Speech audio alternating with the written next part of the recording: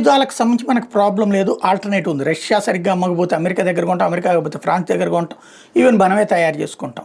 అదే సందర్భంలో వ్యవసాయానికి సంబంధించి మనకు ప్రాబ్లం లేదు, ఎవరి మీద డిపెండ్ అవ్వక్కర్లేదు, భారతదేశం దగ్గరనే ఉంది. అవసరమైతే ఆఫ్రికన్ కంట్రీస్ లేకపోతే ఇంకో చోట కొనుక్కోగలుగుతాం. ప్రధానంగా అమెరికా చెప్పు చేతల్లో నుండి మన ఆర్థిక వ్యవస్థకి సంబంధించి యూపీఐ ట్రాన్సాక్షన్స్ వీటిని దారిలో పెట్టుకోగలిగాం, రూపే ట్రాన్సాక్షన్స్ దారిలో పెట్టుకోగలిగాం, కాబట్టి ప్రాబ్లం లేదు. కానీ అమెరికాతో ఉండే తలతెక్క అధ్యక్షులతో తలనొప్పి ఒకటి ఉంటుంది, దాన్ని దృష్టిలో పెట్టుకోవాలి. లైక్ మొన్న మన ఆయిల్ కంపెనీకి మైక్రోసాఫ్ట్ సర్వీసెస్ ఆపేశారు.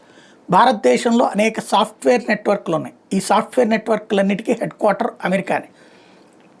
వాళ్ళ దగ్గర నుంచి సాఫ్ట్వేర్ సేవలు మనం పొందుతున్నాం. మనం ఇక్కడ సబ్ కాంట్రాక్టులు చేస్తూ వాళ్ళకి చేస్తున్నాం. దాని మీద ఆంక్షలు పెట్టలేదు ట్రంప్.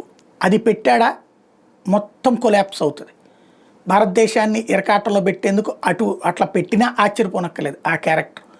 మనం ఇప్పుడు నేర్చుకోవాల్సిన గుణపాఠం ఏంటంటే, అమెరికా మనల్ని ఇబ్బంది పెట్టిన ప్రతిసారి మనం దాని నుంచి నేర్చుకుని ఇంకొంచెం ముందుకెళ్ళాం. లైక్ పోఖ్రాన్ అణుపరీక్షలప్పుడు ఆంక్షలు పెట్టినా, లేకపోతే గతంలో ఆంక్షలు పెట్టినా, ఈవెన్ కరోనా లాంటి సిచ్యుయేషన్స్ వచ్చినా మనం తట్టుకుని పైకి ఎదగగలిగాం. ఇప్పుడు ఆ విధమైనటువంటి ఆల్టర్నేటివ్ ప్లాన్స్ మనకి ఇక పైన అవసరం ఉంది. భారీ ఎత్తున పారిశ్రామిక ప్రగతి భారతదేశానికి అత్యంత ముఖ్యమైనటువంటిది.